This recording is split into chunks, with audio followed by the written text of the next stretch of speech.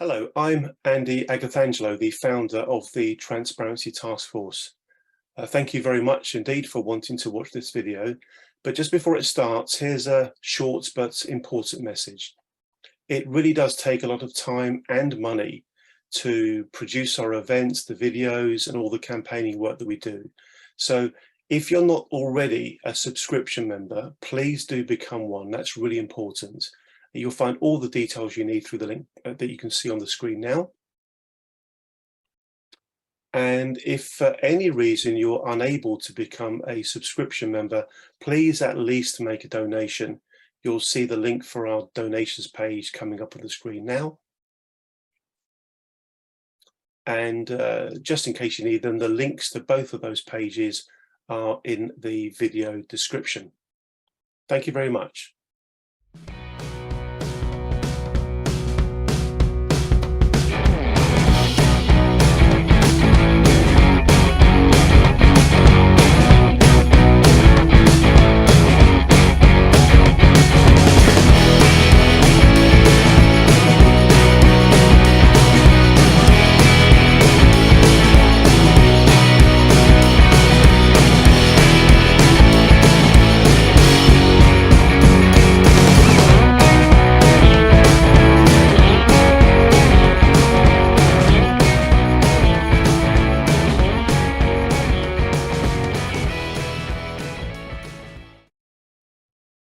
Good afternoon. I'm Andy Agathangelo.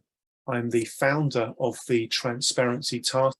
The Transparency Task Force is a certified social enterprise, and that's important. It means that it's to make an impact and not to make a profit. The impact we seek to create is all about the financial services industry. We believe the financial sector is profoundly important to the well-being of society, to economic stability, and to political stability. However, we know the financial services industry well enough to know that it has a very predisposition to misbehave given the chance to. And the view that we've come to over the last 7 years or so running the Transparency Task Force is that the financial regulatory framework in the UK and indeed many other countries is weak and ineffective. And as a consequence, the financial sector tends to misbehave far more than it ought to. Today, of course, is an event about Woodford. This is our second Woodford event. The last one was also very well attended. It resulted in the Woodford campaign group. It's quite remarkable to think that a scandal as big as Woodford took to the Transparency Task Force only just a few months ago to create the first really meaningful campaign led by victims themselves.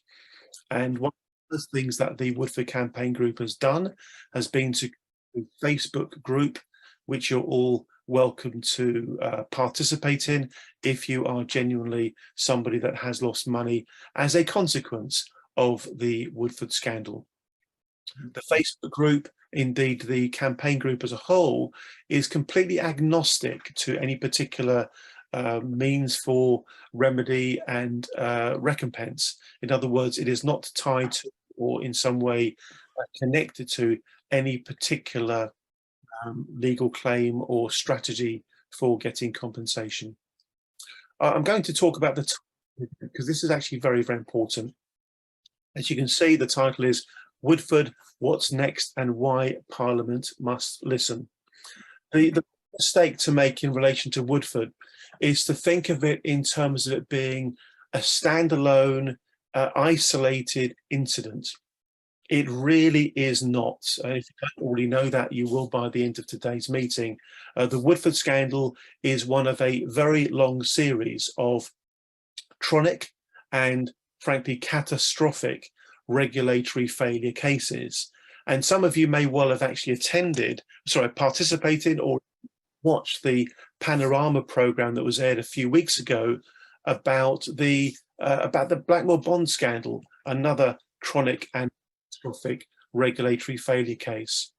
And we, the Transparency Task Force, has concluded that the only real way to get these sorts of incidences happening far less frequently and far less severely is for there to be reforms through Parliament that would actually make the Financial Conduct Authority do its job of protecting consumers from harm far, far more effectively.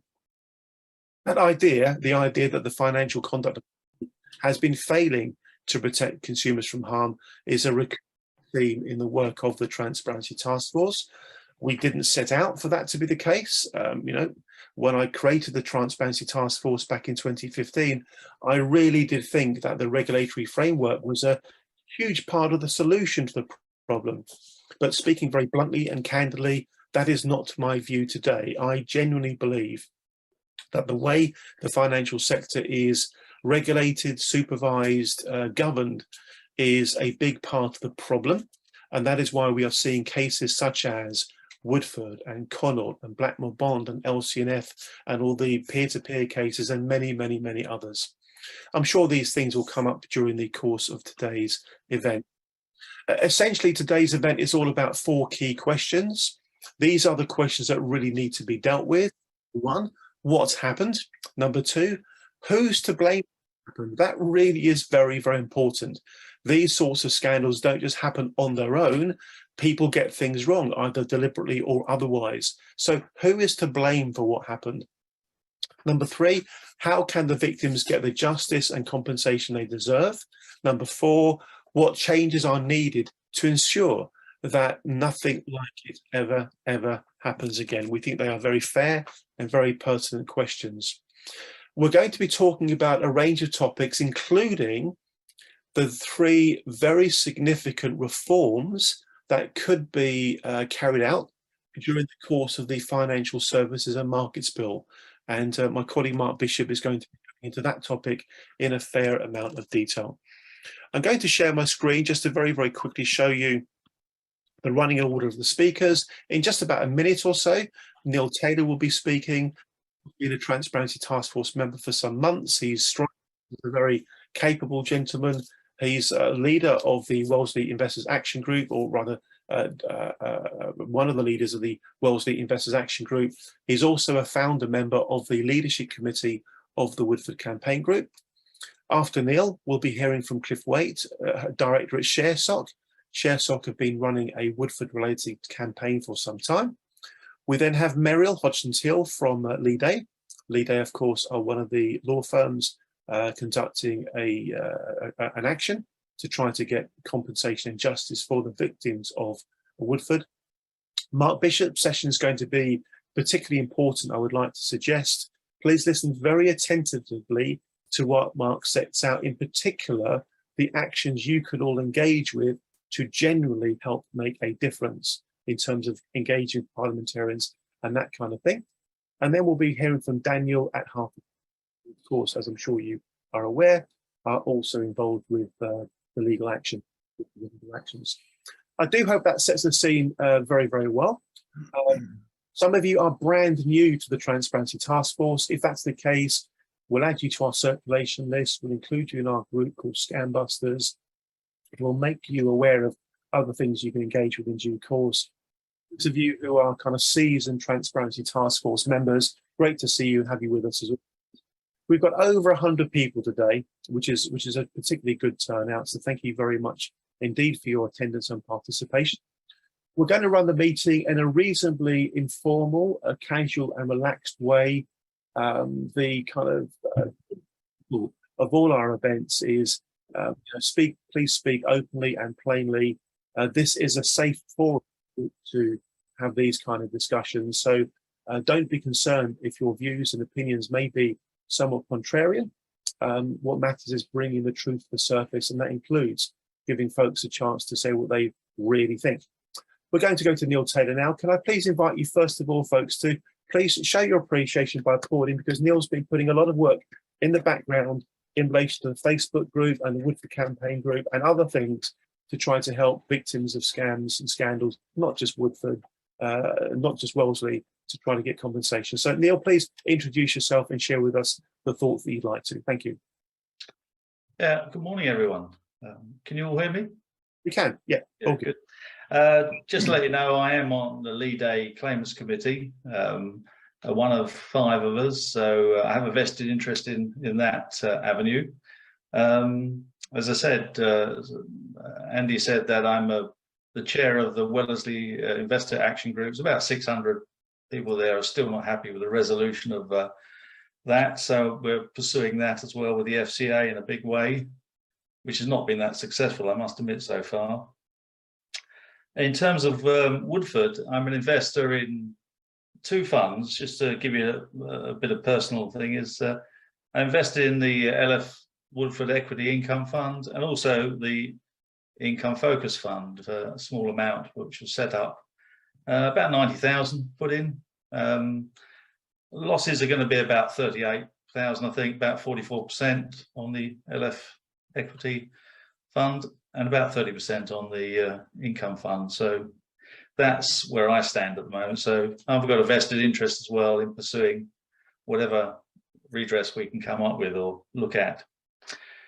As you know, the FCA have started their search for guilty parties, and it does appear that they're looking at everything since suspension. You know, that's my view of it. They're looking at everything from suspension, which from that point is about £900 million worth of losses.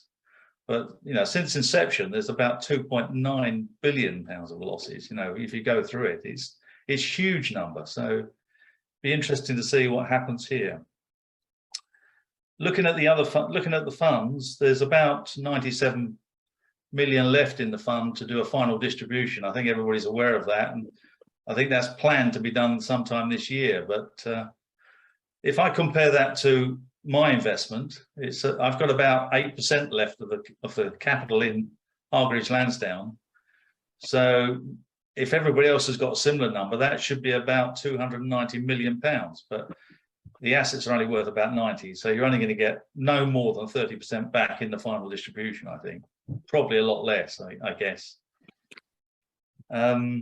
Looking at the Income Focus Fund, because that's quite important as well, there's about 154 million left in that, and I stayed in that for a little while longer, and I'm still in that with, I think Aberdeen are looking at that now, looking after it and reshaped it. Hopefully that'll be positive for the future. That fund is worth about 154 million today, down from 700 million at its peak.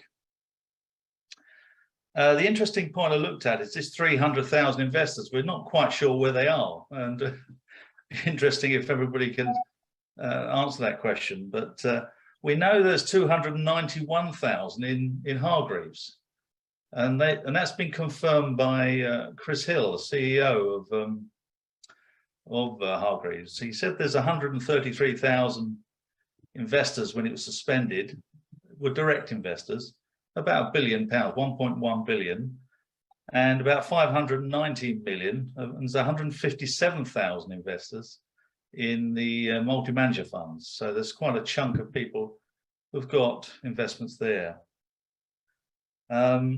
The rest we think are in various other groups, you know, Bell, Interactive Investors, places like that. Maybe even Fidelity International have got quite a few investors. Maybe pension funds. People put it through their SIPs and things like that, invested quite large amounts through their SIPs. But we don't know that for sure. What are the FCA doing? Well, everybody's been following the pursuit of Link Group because of the they're saying there's a shortfall against the cover that's within the UK company, because we're pursuing Link's Fund Solutions, as you know, and that deal's fallen through because of the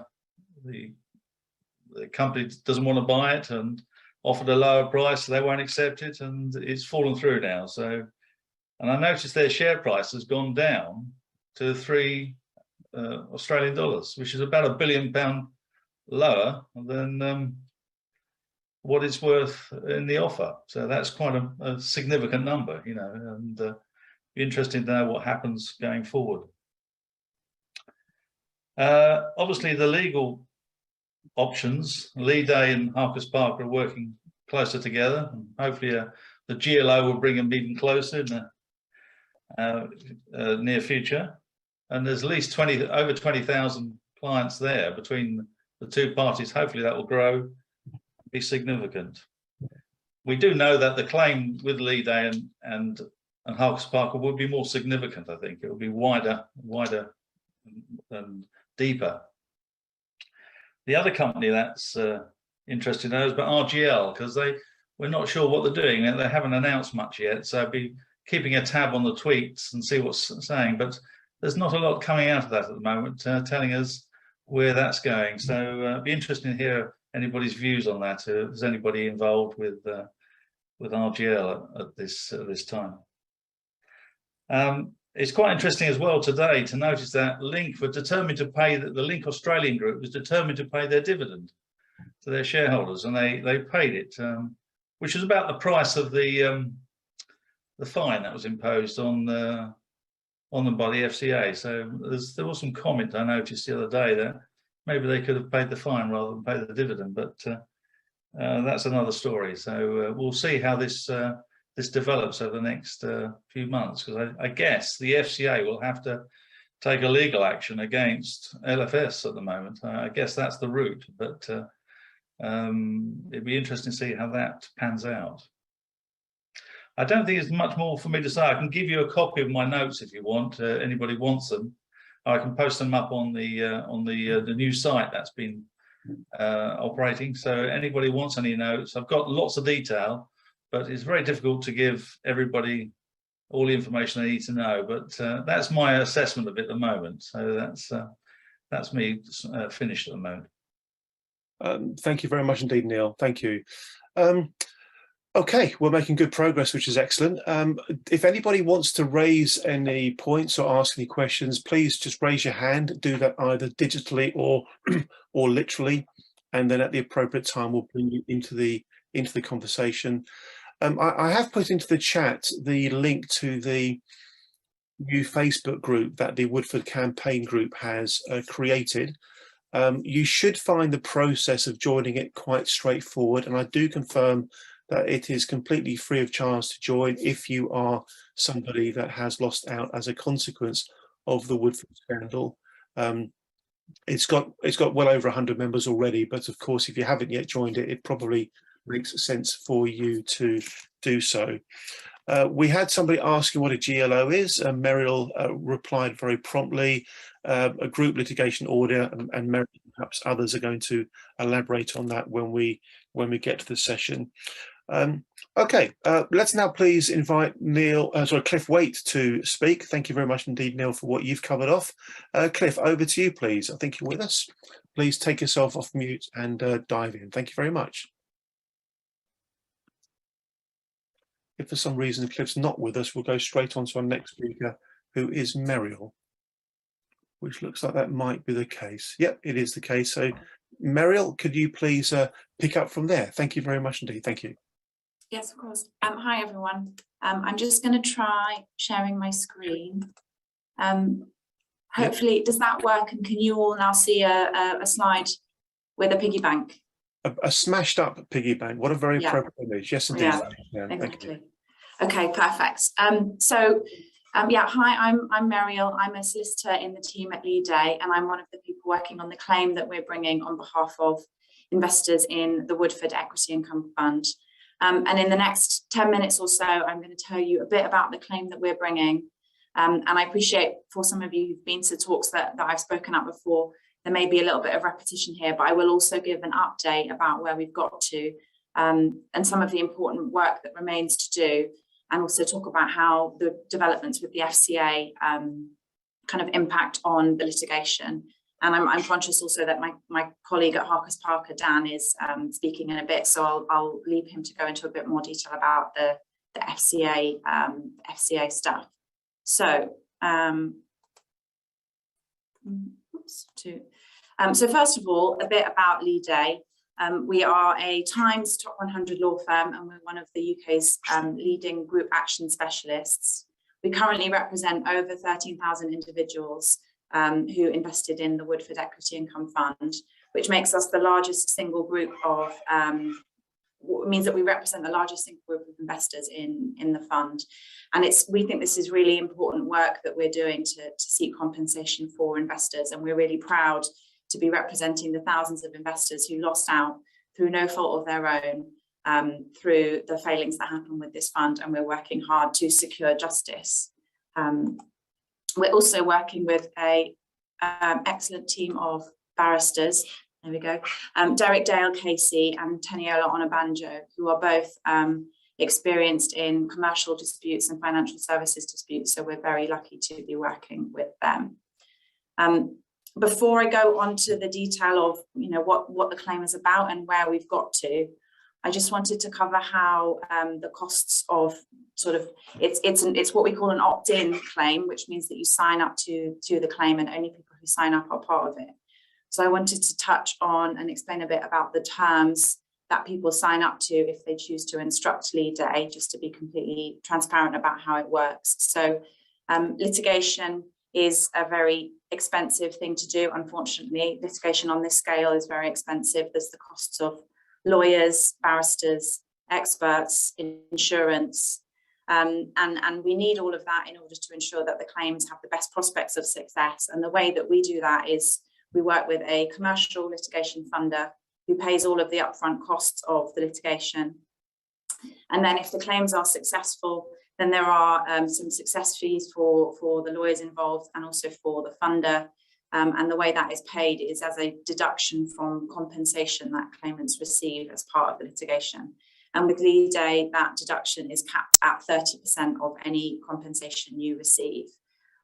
So the first thing just to say from that is we do feel that the fact that we have a commercial litigation funder backing us, that is a strong demonstration of confidence in the claim that we're bringing. And I should just say, I think Harkers Parker's in the same position on that. They also have funding. So we've got a really strong backing from the kind of commercial world to go forward with this litigation. But because we've got that funding, it means we're able to offer to act on a no-win, no-fee basis where claimants only pay if the litigation is successful. If you do want to find out any more about Lead Day's terms, you can have a look at our website. So I won't spend any more time on that and move on to the more interesting bit of what the claim is about and what we're trying to do. So Lead Day is bringing a claim on behalf of people who invested directly in the Woodford Equity Income Fund. So it doesn't include, unfortunately, people who were invested via multi-manager funds. The claim is against Link Fund Solutions, which is the authorised corporate director of the fund. And they, as the authorised corporate director, were responsible for ensuring that the fund was managed in accordance with the fund's prospectus and the rules applicable for the fund, which are set by the Financial Conduct Authority. And I'll explain a bit more what the allegations are, but just to focus on what I'm sure is really key for anyone who's thinking about what their options are. Through the litigation, we will be claiming compensation, which aims to put investors in the position they would have been in if the fund had been properly managed. So to give a hypothetical example of what that might look like, say, for instance, you invested £10,000 in the fund and say you've received back £6,000 through the distribution so far, you have effectively made a capital loss of £4,000.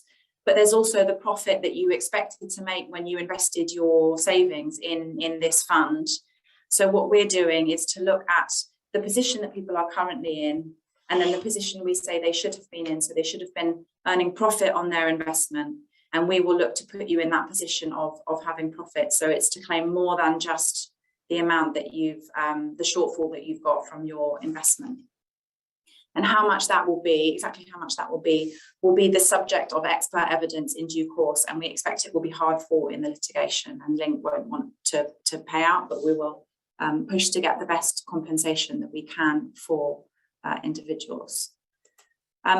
So next, a bit of a recap on where we've got to and what we've achieved so far. So there have been extensive, what we call pre-action correspondence, where we've set out the allegations to Link, and they have come back to robustly deny that they did anything wrong. So where that's left us is we've issued claims at court for a large cohort of our clients. And then we've been speaking to the other law firms, which are acting for claimants in this claim, and in particular working very closely with Harkers Parker. And we have together applied for something called a group litigation order, which will enable us to essentially run the claims together. So we think this is a really positive step. It means we can pull together all of the claimants pulling in the same direction, and working hard to get Link on the hook for the losses that they've caused to investors. And what's coming up next is our application for a group litigation order has been listed by the court. It's been scheduled for December 2022. And then so we have that hearing towards the end of the year, and then we'll get some decisions from the court on procedural matters. So things like deadlines going forward in the claim, how we manage the claim, and costs management. So it's a really key stage for us in enabling us to push forward. I've put a bit more detail on the slide here. Ooh, sorry, on the next slide. Just get to it. Here we go. About what we're asking for. So yeah, I've touched on a bit of this already, but one of the other key things that I haven't mentioned is that this procedure will enable us to do costs sharing between the claimants. So we will essentially be limiting the amount of costs that each individual is liable for, sort of proportionate to their investment and to their stake in the litigation. But also I should emphasize that that is in any event covered by the insurance that Lead A and Harkers Parker have. We have insurance to protect our clients. So we're at a good stage now with this group application or group litigation order application sort of on foot to press ahead. And as part of our application, we've also filed something called the generic particulars of claim. And this is a document which sets out all of the common facts and allegations that we make on behalf of the claimants. And it's a really key document. It's a key stage in the litigation because as I say, we've set out what exactly we say Link did wrong, and they've now got to answer those allegations that we put to them. And I don't propose to go over what we say in that document in too much detail. Many of you will be painfully aware of what happened with the fund, but I did just want to pull out one sort of key aspect of the document, which is that one way that we've approached this is to look at the investment objective of the fund, which was to provide a reasonable level of income together with capital growth, which would be achieved by investing primarily in UK listed companies. So we've looked at that objective and what Link said the fund would do, and then we've looked at what happened. And over time, as I'm sure many of you will have seen in the press reporting, and it's been widely covered, the fund drifted increasingly into small startup early stage companies, increasingly invested in unlisted assets. And these companies, their success or failure was very difficult to predict with confidence. It wasn't companies which were likely to pay dividends in the short term. And as a result, the fund became overly invested in illiquid, speculative, hard to value stocks. It had an inappropriate overall investment strategy, and it meant that there was an increasing risk of overvaluation of assets in the fund. So those are the central allegations that we are making against the defendant. And I'm sure that the key question for everyone who's thinking about, okay, well, what happens next? What's the timing, and when could I get some compensation?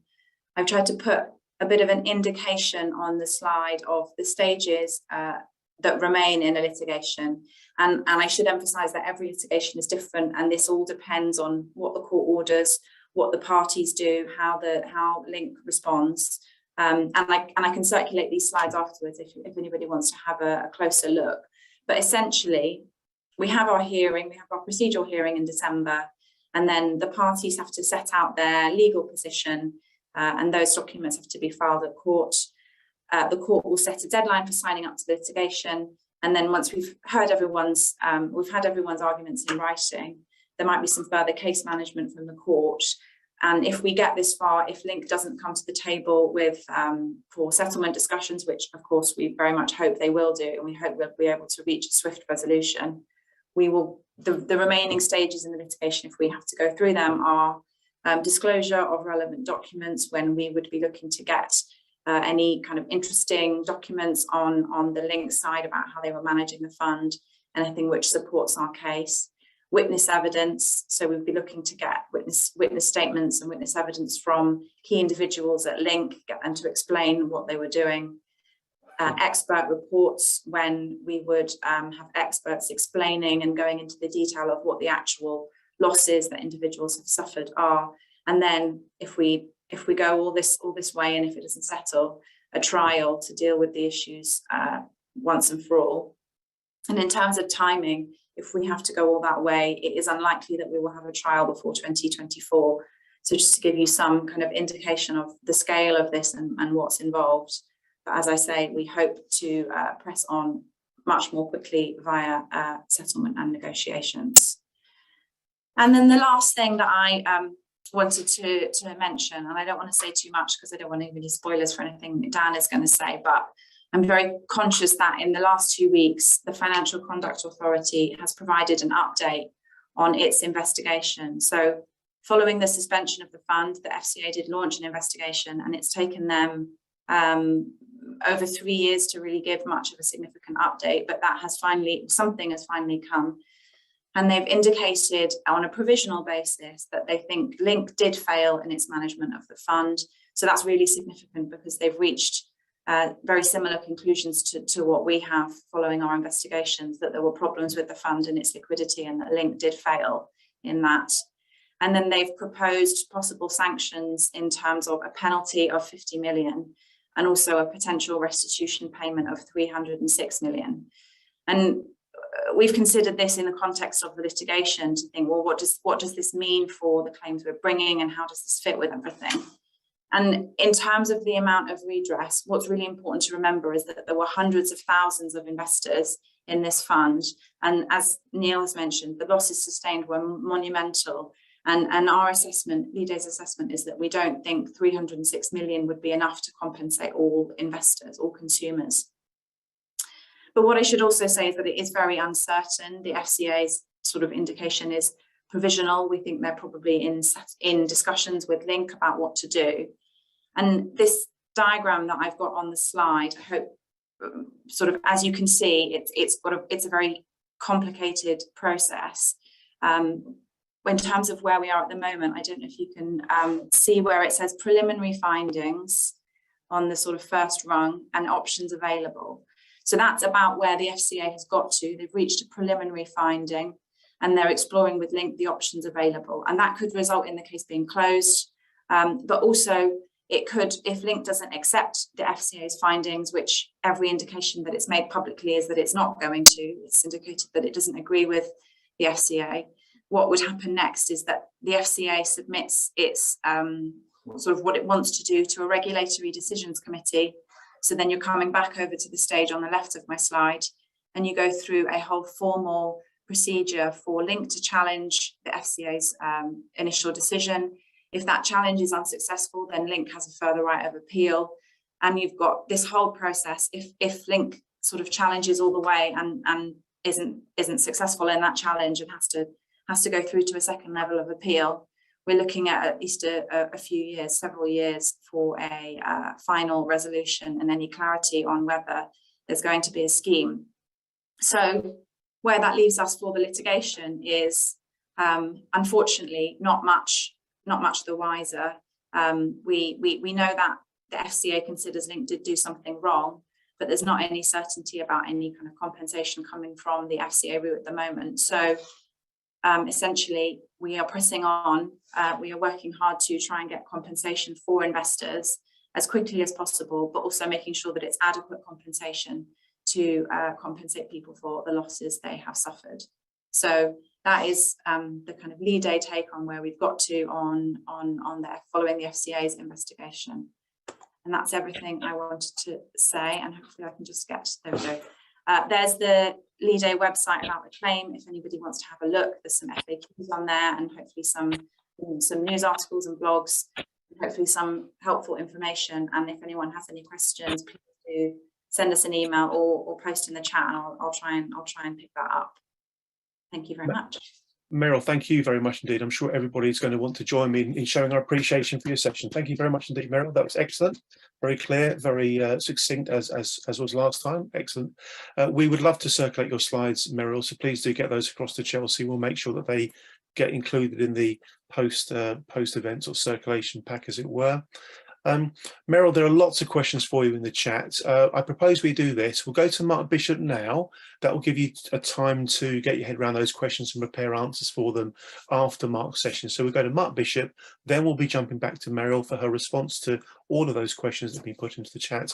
And then we'll go to Daniel after that, and then we'll be opening up for general Q&A afterwards. So Meryl, thank you again, once again. Mr. Mark Bishop, thank you, Mark, over to you. For those of you that don't know, Mark is very much my right-hand man in terms of running the Transparency Task Force. He makes a huge contribution to the cause. And as you're about to see, he has a remarkably deep insight into many of these issues. I'm sure Mark's going to be covering some points that some of you have never even thought of. It should be a very interesting session. Tune in. It's probably going to be quite complicated in places, but do tune right in, because there's going to be real nuggets of thought leadership in there, I know. Thank you very much indeed, Mark. Over to you. Cheers.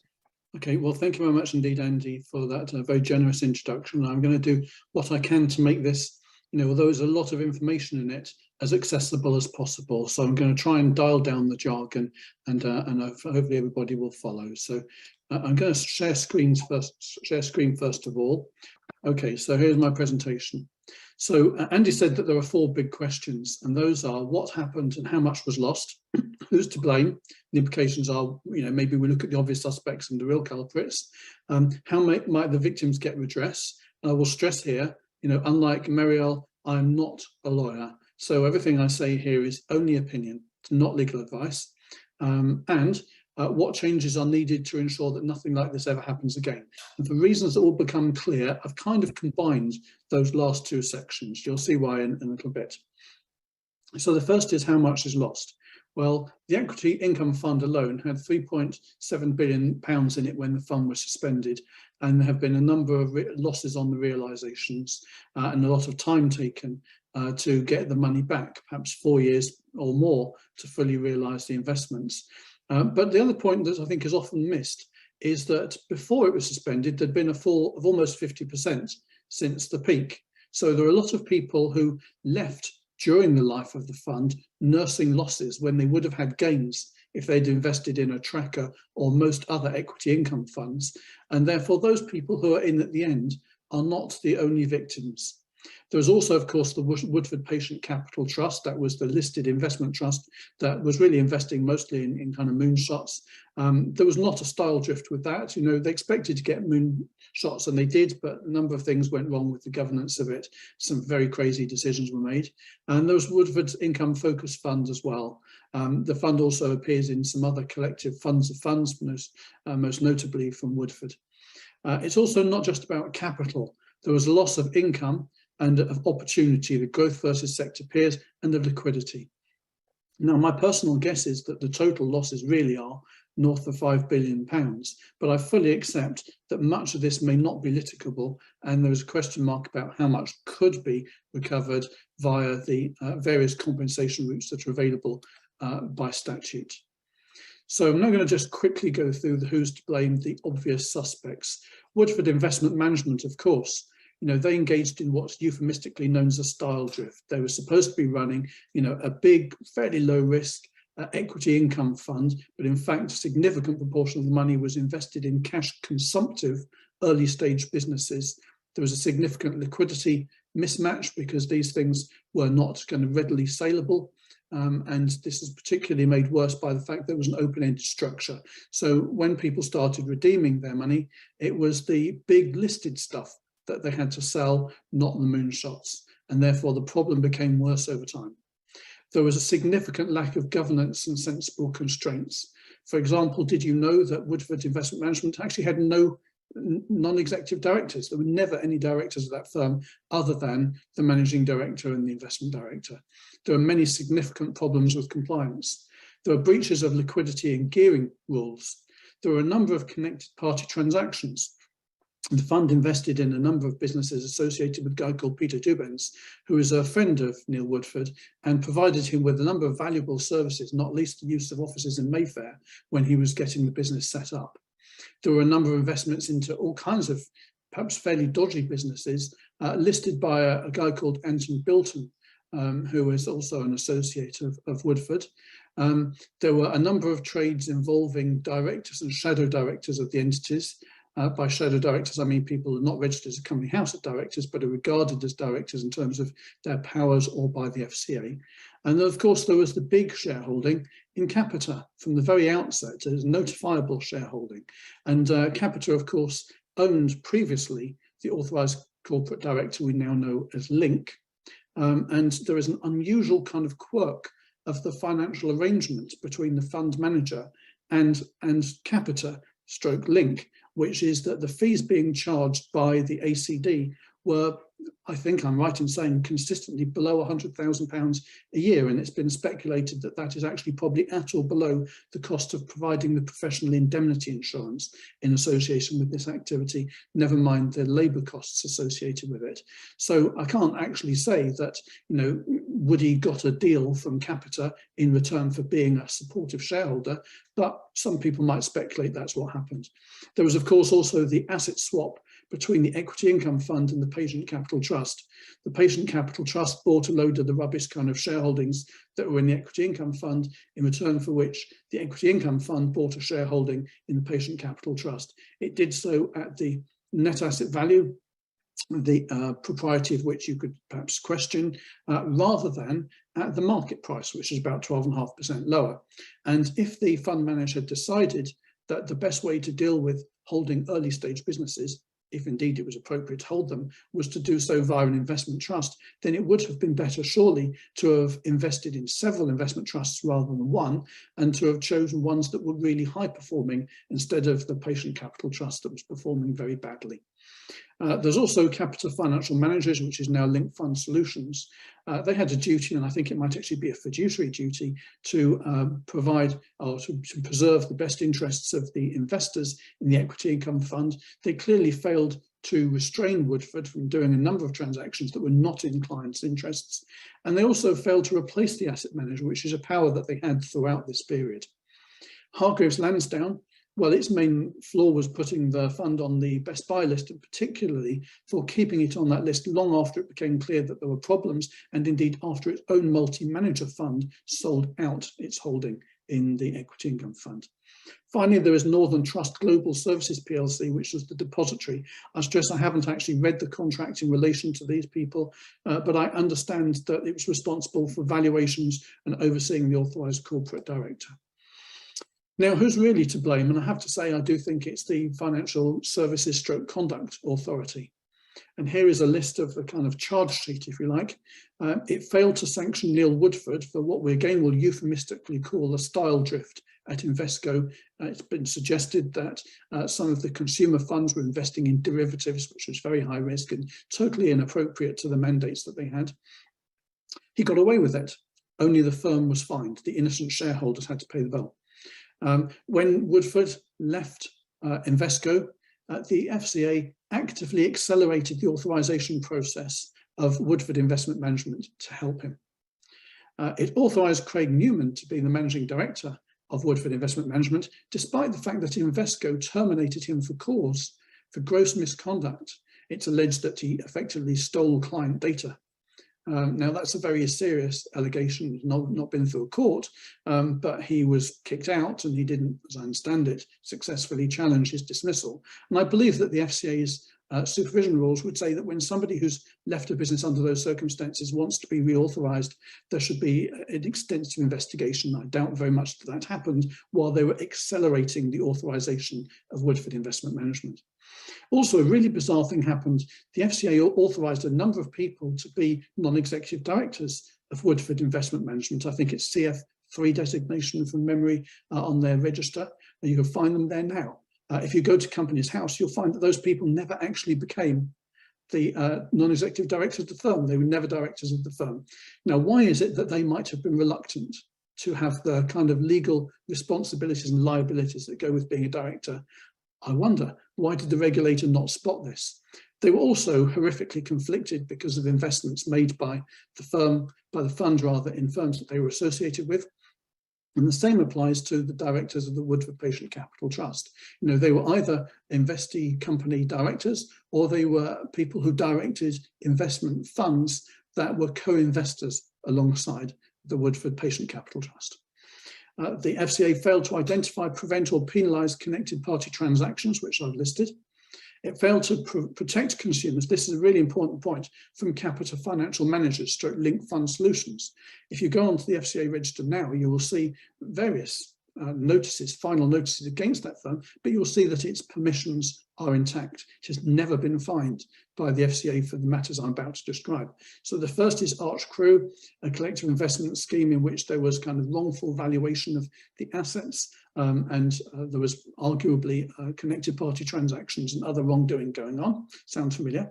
The Connaught Income Fund Series 1, I was an investor in this, it's what brought me into financial services campaigning. Here, effectively, a bunch of wide boys went to Capita and got them to become the operator and promoter of their product with zero due diligence, literally zero due diligence, they've omitted it. And they then kind of took £106 million of investors' money. Again, no sanction for that. Bizarrely, the FCA actually recommended or even required Woodford Investment Management to use this firm as its authorised corporate director. Heaven only knows why. Then another remarkable thing, after Connaught blew up, the FCA put together a team to supposedly investigate it. It was from the complex events team. And a member of that team, Chris Martin, who therefore was a person who actively investigated Connaught and knew about the problems back as far as 2012, subsequently became Woodford Investment Management's compliance manager. What are the odds of that happening purely by chance? Finally, the FCA routinely allows firms to breach what's called the threshold conditions. These are that a firm must show to get authorised and to remain authorised that it has a sufficiently strong balance sheet or sufficient professional indemnity cover to meet the type of claims that it might meet as a result of the type of work that it does. Now, I cannot prove at this point that Woodford Investment Management or Linked Fund Solutions or Northern, whoever they're called, Northern Trust, any of those people do have insufficient means to meet the claims that may be brought against them, but I wouldn't mind betting that's what turns out to be the case. So I'm going to talk very briefly about litigation, not as an expert, because I'm not a lawyer, but I'm just going to say as a layperson, here are some areas where I think that there could be some challenges. So the first is Woodford Investment Management. The enforcement investigation is ongoing, and in theory, it could lead to redress.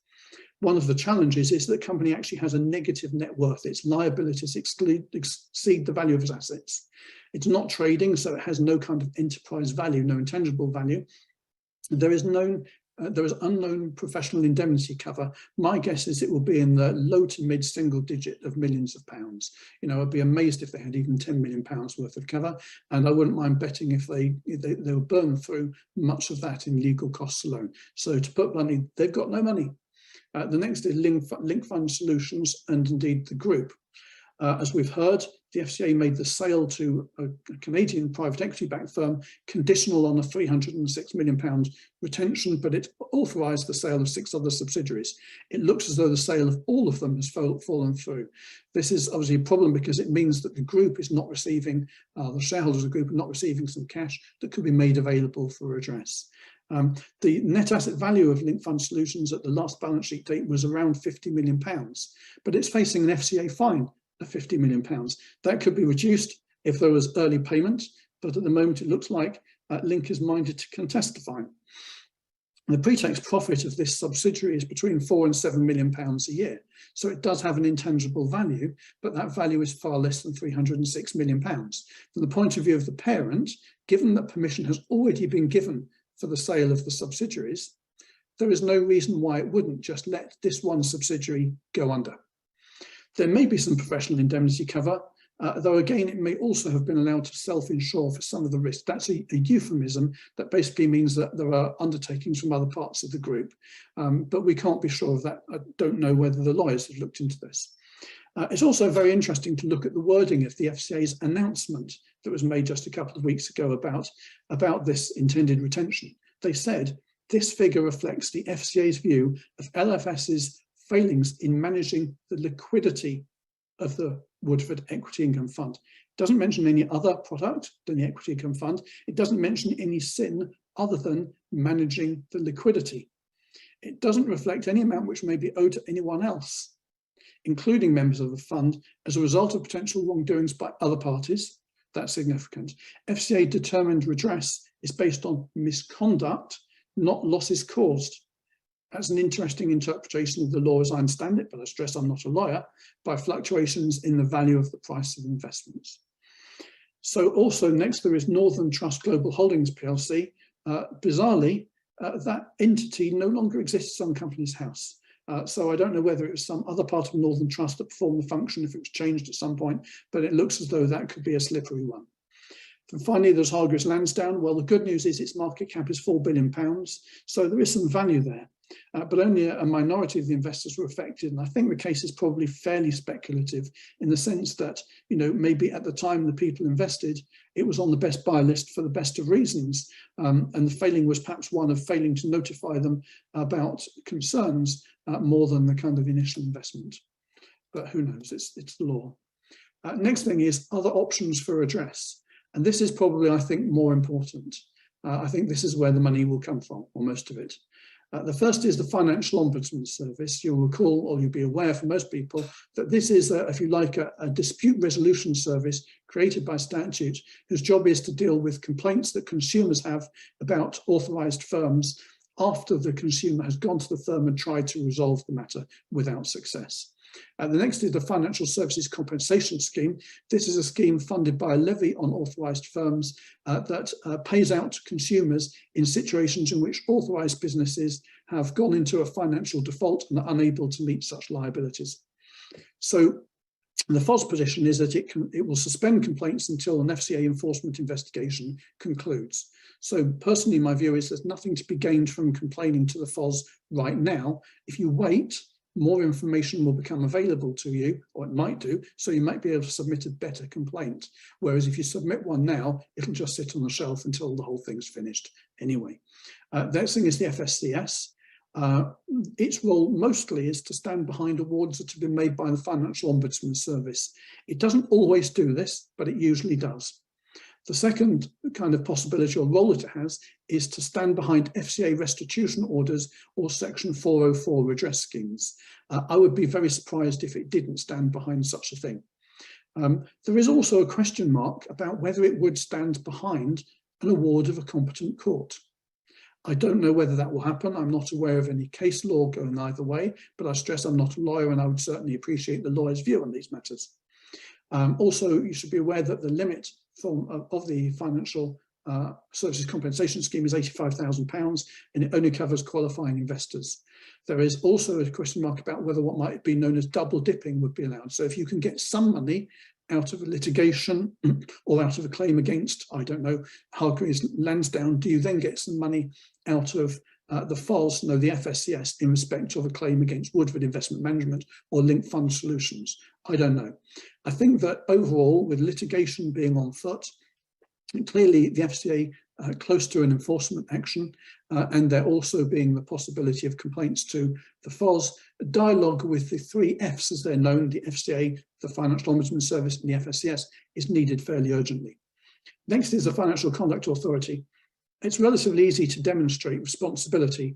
This is a regulated product. All parts of it were within the FCA's regulatory perimeter, and there was clearly repeated cases of regulatory failure.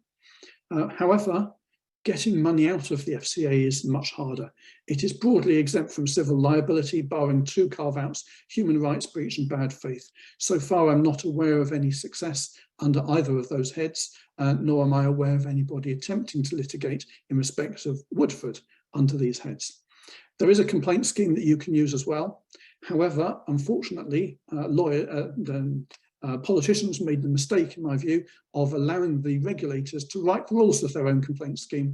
And as a result, and there's a quote here from the actual Complaints Commissioner who deals with these complaints, ex gratia compensation payments due to regulatory failures on the part of the FCA will in practice never be available to complainants. So you can prove that they erred, but getting money out of them will be hard. Then there is government.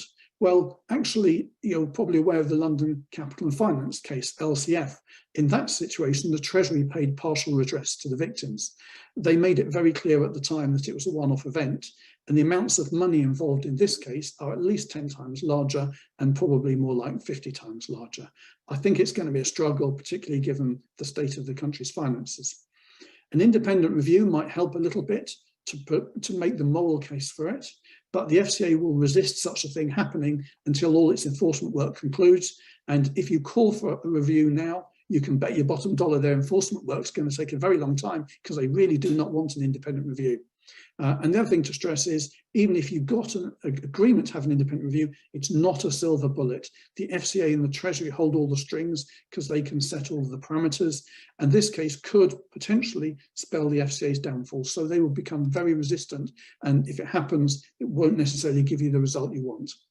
So this is why I kind of bring together the last two parts of the presentation, which is how you can get redress for yourselves and also how you can do the right thing for society. Thankfully, I do not believe that there is a conflict of interest between those two things in this happy occasion. Fate is on your side, and serially so. And the reason is that there is compelling proof that there is a need to upweight consumer rights in financial services. Now, the first is that many of you probably saw last month in August, an edition of Panorama was broadcast called the £1 billion savings scandal. And what it showed is that investors in a particular product, it was called Blackmore Bond, were not protected by the FCA. The FCA had been tipped off by somebody who literally had the office next door to the scammers and could hear them selling this rubbish product. And it happened that the people who were in the room next door and hearing all this going on, they were not your average Joes. They were ex-city traders who provide litigation support in complex financial services cases. So they knew that the thing was a scam. They knew what regulations were being breached. They were not idiots. So they contacted the FCA and said, this is going on. Would you like to come into our office, posing as members of our staff? And you can literally listen to this stuff and you can record it and you can get these people banged to rights. The FCA said, actually, we'd rather not bother. Thank you very much indeed. Same thing a year later when approached again. No, thank you. We're not interested. So that is a really egregious case of regulatory failure. And there's been a whole hour of Panorama absolutely damning about it. The next is we have a new Prime Minister. Whether you love or hate this Prime Minister, she actually has spotted that there's a problem with the FCA. She's got a proposed solution we don't agree with, which is to merge it with a couple of other regulators, but at least she knows there's a problem. That's the first time we've seen that in a long while. The third thing is we at Transparency Task Force provide the secretariat to an all-party parliamentary group, and that APPG instructed us to help it to collate testimony in a call for evidence about the FCA. And we've seen about 170 pieces of evidence so far, and it's absolutely damning. So there is all of this evidence here, 3 groups of it, really proving that there is a problem with the FCA. Something needs to be done. Even better, the stars were aligned. There is a piece of legislation currently going through Parliament called the Financial Services and Markets Bill. It's a once-in-a-generation opportunity to reset UK financial services regulation. It's brought about by Brexit. We need to onshore oversight of our financial regulation to the UK, but we can use it to deal with other things as well. It should pass into law by late spring of next year. There are opportunities, as with any legislation, to amend it, to introduce new rights and protections, and to focus on righting acknowledged historical wrongs and anomalies. And that's what we're going to try and do. We need your help. So I'm going to talk you through 3 amendments that we're asking politicians to introduce to this piece of legislation. The first can be summarised in this sentence: if you, meaning regulators, screw up, you should pay up. The FCA has enjoyed immunity from civil liability, as I've described, since the FSMA 2000 law came in. A complaints scheme doesn't work. The regulators set the rules, they appoint the complaints commissioner, they set a budget, and they can ignore her findings. Our proposed amendment would mandate that the complaints scheme could cover regulatory failure losses. It would make the complaints commissioner's findings binding on regulators.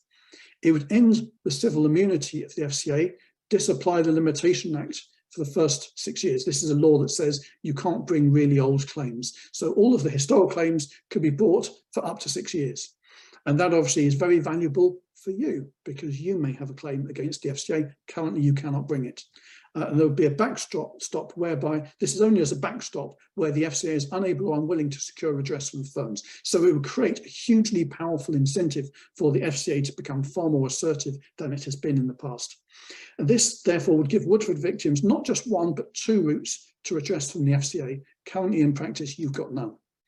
The Second Amendment can be summed up in this sentence: what's sauce for the goose is sauce for the gander. Consumers have been campaigning for financial services firms to owe what's called a duty of care ever since FSMA 2000. So this is a law that came into effect in the year 2002.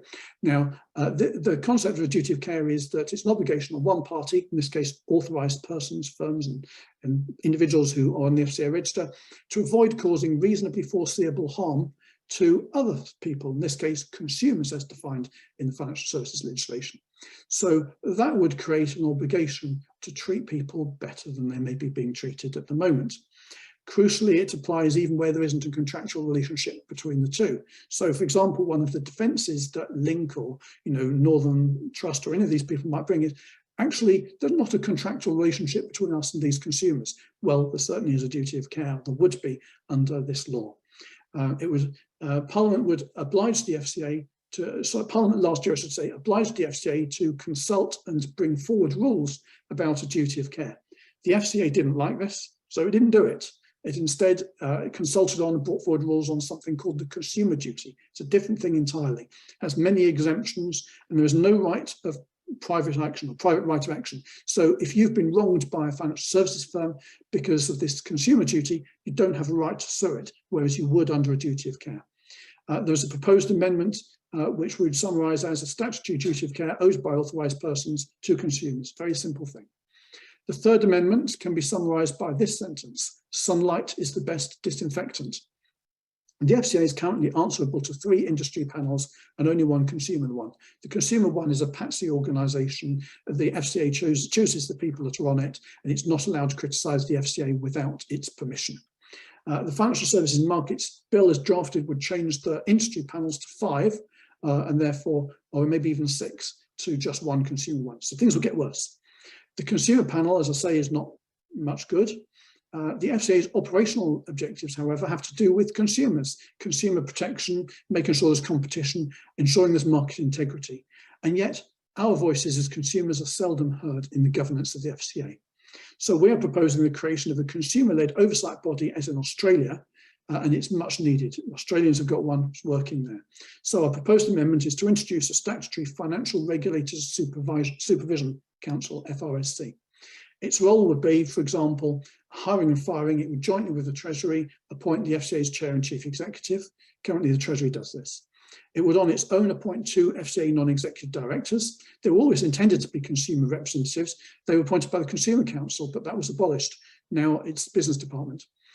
They would appoint the directors of the Financial Ombudsman Service and the members and chair of the Consumer Panel. These were all appointed by the FCA. Conflicts of interest there. It would also appoint the Complaints Commissioner, who is appointed by all of the regulators together, but in reality the FCA, because the complaints are all about the FCA.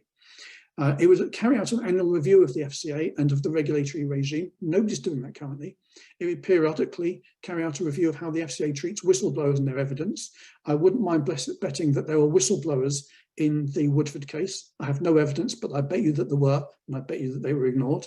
And the third thing is they would commission and oversee independent reviews following regulatory failures. Currently, the FCA does that. In one case, it did it, and then 6 months later, after publication, it actually engaged the guy as a consultant. There's an obvious conflict of interest. It would oversee the complaint scheme rules, budgets, and payments, which at the moment the FCA does or nobody does. So if you agree with these proposed changes to the law, which I hope you would see, if they'd been in place before, maybe Woodford wouldn't have happened. And certainly if they were in place now, you would have a route to financial redress, which has currently been denied to you. If you agree with these things, first thing I'd say is please join the Woodford campaign group on Facebook, and just put a link in the chat. There's a link in my presentation, which I'll upload. It's really important because it's an opportunity to share information, agree a campaigning strategy, and to lobby politicians and others. If you know any other investors that are not in this presentation, please get them to join too. Honestly, the more the merrier. Write to your MP. We have already drafted letters following the Panorama episode that I mentioned earlier. There are 3 versions, one for Blackmore investors and one for other campaigners and stakeholders. You can ignore those. But the third is the one that matters, victims of other regulatory failure cases. That's the one you need to use. We've provided templates and very clear instructions, and we will upload them to the chat and probably email you about them afterwards as well. So really our key messages are, please support our amendments to the Financial Services Markets Bill. They're your best chance of redress and of fixing things for the future. Draft letters are available on the link above. And please let us know what response you get from your MP. So that's me done. I'm going to stop sharing now and hand back to Andy. Mark, thank you very much indeed. Once again, a very, very informative and remarkably clear explanation and account of what's going on. Thank you very much indeed, Mark. I'm sure everybody would be very happy to join me in showing appreciation for your continued efforts. Thank you very, very much indeed. Thanks all. Thank you. What I propose we do is as follows. We'll jump back to Muriel, give Muriel a chance to deal with the questions that were put into the chat whilst Muriel was speaking.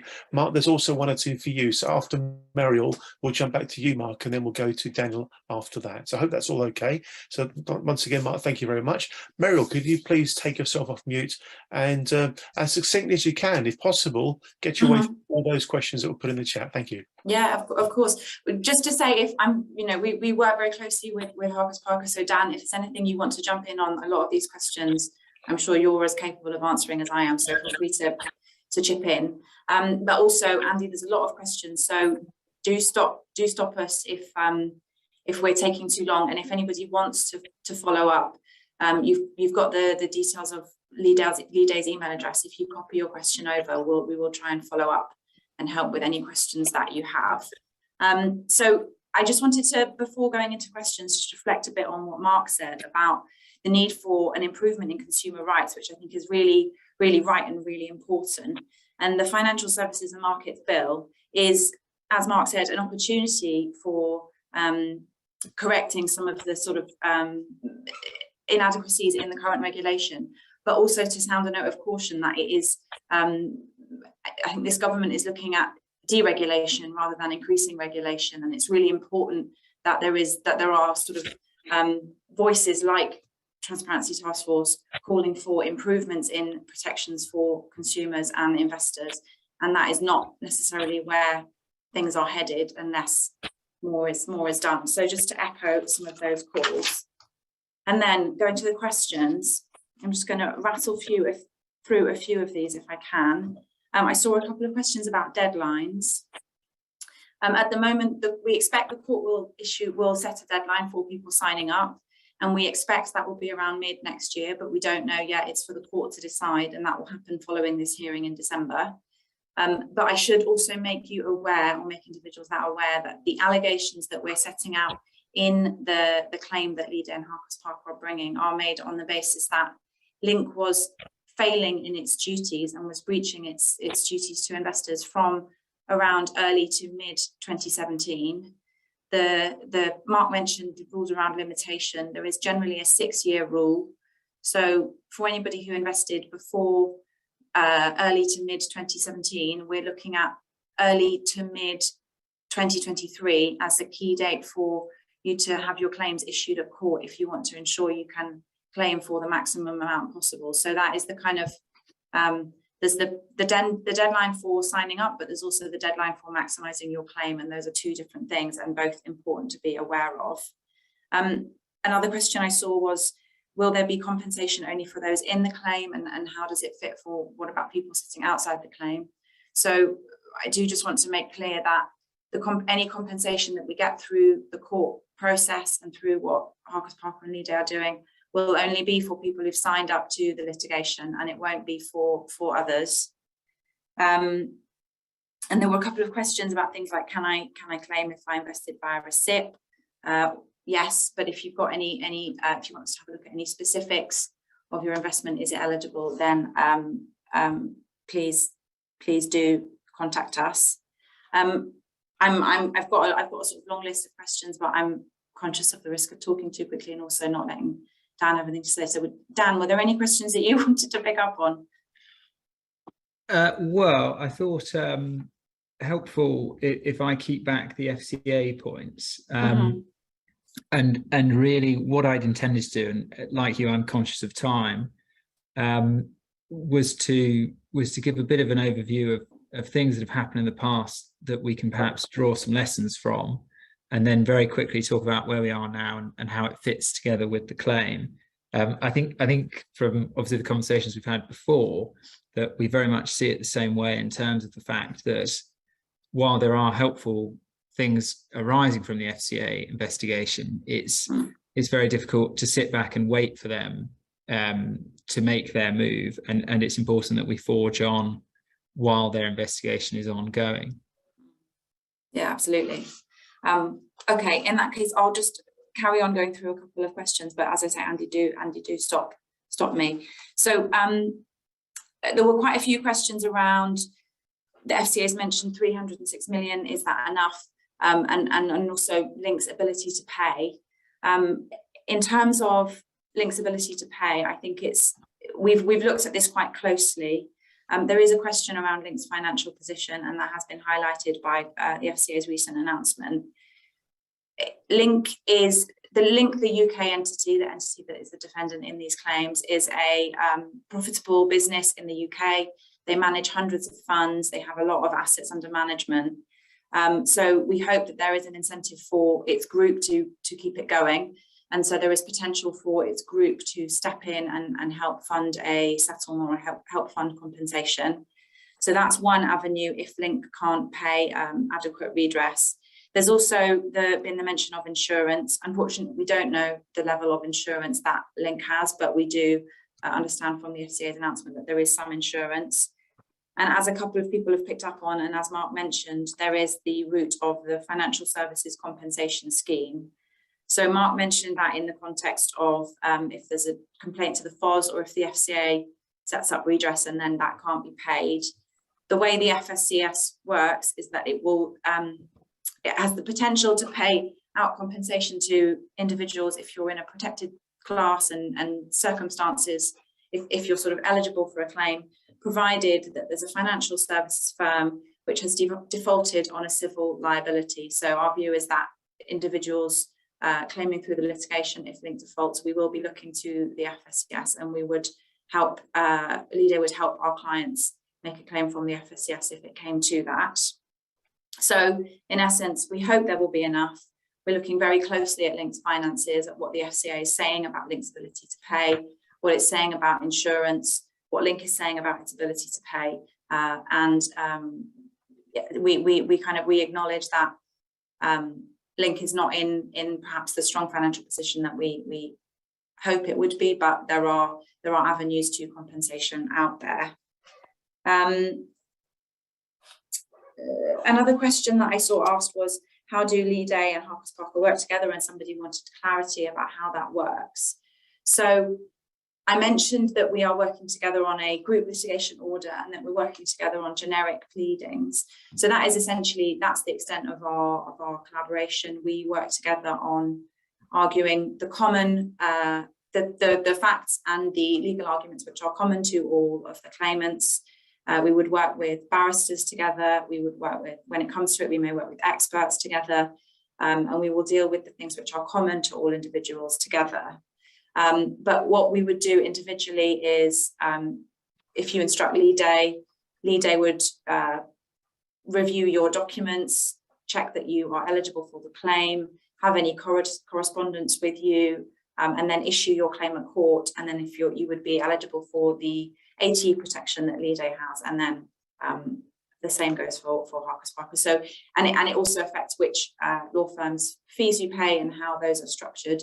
So it's just really important to understand before you instruct any firm what exactly you're agreeing to and who you're going to have the relationship with. In terms of, what else was there? A couple of people have asked whether there's anybody looking at a Hargreaves claim. There are sort of murmurings out there of a Hargreaves claim, but nothing has been issued, and we don't kind of know exactly whether that's going to be going ahead or what's going to be happening. We have offered to the other firms that are looking at those claims, if they're looking at Link as well, to join in with the approach that we are taking, and we remain very open to sort of the potential for cooperating, but that is not where those claims are at the moment. I hope I've covered quite a lot of the questions. Was there anything, if there's anything anybody else had a burning desire to be answered, perhaps you could wave a hand, or Meryl, that's been very helpful indeed. You've covered a great deal there. Thank you very much indeed, Meryl. Thanks again. What I propose we do now, folks, is we'll jump back to Mark Bishop to deal with the 1 or 2 questions that were in the chat for him. Also, I think Mark's got 1 or 2 questions for yourself as well, Meryl, that you might want to respond to either now or later. So, Mark, let's just go back to you first of all. Then after this sort of exchange of thoughts, we'll go to Daniel, and then we'll open things right up. We were supposed to finish at about 1:30. I'm happy to let things run on for another 10 or 15 minutes more. If people want to continue the conversation, that's fine by me, okay? So Mark Bishop, back to you. Thank you. Okay, so I think that the only question I particularly saw that was for me was, is there a deadline for complaining to the Financial Ombudsman Service? And the answer is there is not a deadline for complaining to a firm, so far as I'm aware. But once you've complained to a firm and you've got back what's called its decision letter, so basically its response to your complaint, which it should do within 8 weeks, but often they try and stretch that. Once you've got that letter back, that starts a 6-month countdown. Unless there is a good reason, you have to then escalate it to the FOS within 6 months. So if anybody here has made a complaint to any of these firms involved, and you haven't yet escalated it to the FOS, then get your skates on. But if you haven't made a complaint to one of the firms, then I would personally, maybe that the lawyers in this call would disagree with me, but I would personally not put in my complaint right now, because if I did, then I might get my response. That would then trigger me having to go to the FOS, and I'd prefer to wait to do that until I've got all of the information that might come out in the future, and we don't know what that will be. The questions that I really had for Meryl particularly, I think the most important one is to clarify where the interaction is between these 3 things. One is your litigation, the other is the enforcement actions of the FCA, and the third is the view of the FSCS. So, for example, if people receive some money as a result of the FCA enforcement action, and I think there may well be a negotiated settlement, certainly the way they tend to go, presumably that means that it's still got claims for the balance shortfall, as long as there is a shortfall. If I can, just say, I think this sort of is the last remaining crumb of what I was intending to address in my talk. So happy to cover that off if that's okay. Okay, so what if I maybe just say, kind of set out what I think the issues are about this kind of tripod, and then perhaps if you could cover those. So the first one is what happens after some redress has been paid. One of the things the FCA has a habit of doing, if it negotiates redress that is really only partial compensation, is it will pretend that it's got you full redress when it hasn't, because it wants to look like it's done a good job, it wants to fool the politicians. So there may be a statement that says these people have been put back in the position they would have been in had they not invested. We may believe that's untrue. So that's the first thing. The second thing is, if there is an enforced or imposed restitution order that exceeds the ability of Link Fund Solutions Limited to pay, and it's put into an insolvency process, goes into a default, then the money is paid out by the FSCS. Or indeed, if this same thing happens in respect to Woodford Investment Management, which got no money, are the fees payable to the lawyers even where the money is coming from the FSCS? And the third thing is, in respect of the FSCS, have you been having conversations with them about their attitude? Because it doesn't always follow that the FCS will stand behind, for example, a decision of the FOS. If it won't stand behind the decision of the FOS, will it stand behind the decision of the court? For example, it may be that it would say, well, yes, this court has decided that these people should be compensated, but actually the firm could and should have appealed that decision. It might have got to a different position. And also, what will be the attitude of the FOS and perhaps also of the FSCS toward the ongoing enforcement investigation? Is it the case that the enforcement matters might have to be concluded first? Because of course we know that if Link contests the restitution order, then we could be 3 years away from a decision, because it'll go through the RCD and then if it's RCD or RCO, anyway, those people, RDC, it go through the RDC, then the upper tribunal, and all that stuff could take a few years. And also, we haven't even got to a hint of an enforcement position in respect of any of the other firms, particularly Woodford Investment Management.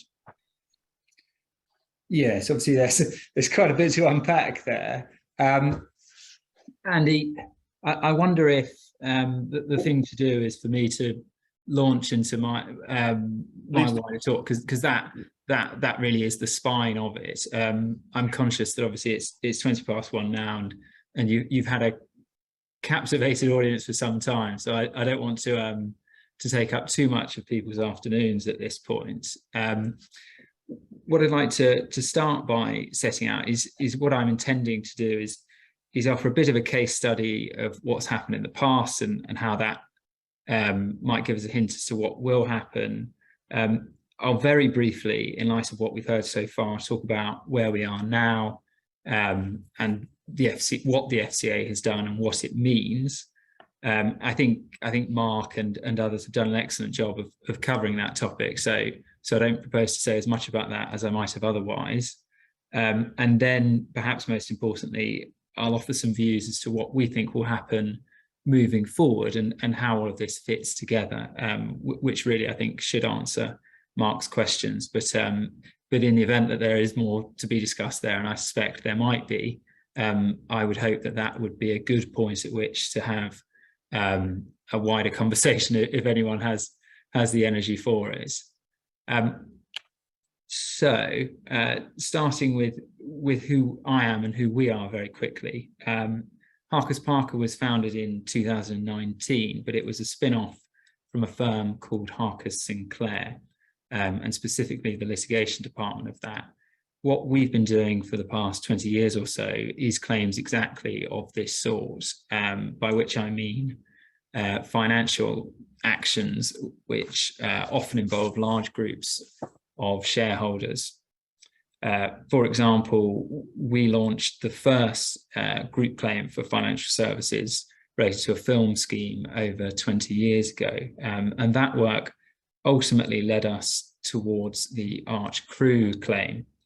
And that's the case study I'd like to discuss, which you heard mentioned earlier today on this talk. And I think it'll be quite obvious why I think Arch is relevant as I go. That claim was against Capita Financial Managers. That's an authorised corporate director, and ultimately it was bought by the Link Group and became Link Fund Solutions. At the time we brought the Arch Crew claim, the key people at Capita Financial Managers were Chris Addenbrooke and Carl Middle, who are in fact still the key players at Link. Chris Addenbrooke has recently resigned. Carl is now the man in charge. So we really are talking about the same people. I won't bore you too much with the details of that case, but essentially it involved a failure to supervise a rogue investment manager who made some very questionable decisions as to where the money should be. And there were a number of issues around investments that were made on what was then the Channel Islands Stock Exchange, which offered an impression of liquidity, which ultimately didn't prove to be accurate and led to that fund's demise. Note that the Channel Islands Stock Exchange subsequently became the International Stock Exchange. Can't imagine why they rebranded shortly after Arch Crew. And it is indeed the International Stock Exchange which features heavily in the Woodford narrative, and where many of his more illiquid choices ended up being listed at the last moment. So there are serious echoes there. And naturally you'll be wondering, what happened in Arch in the end? Well, one thing is that the FSA, as it then was, stepped in and imposed a scheme. It's estimated that there are about 106, it was a much smaller investment vehicle than Woodford, which is basically true of any fund these days. But there were about £160 million of loss in the funds.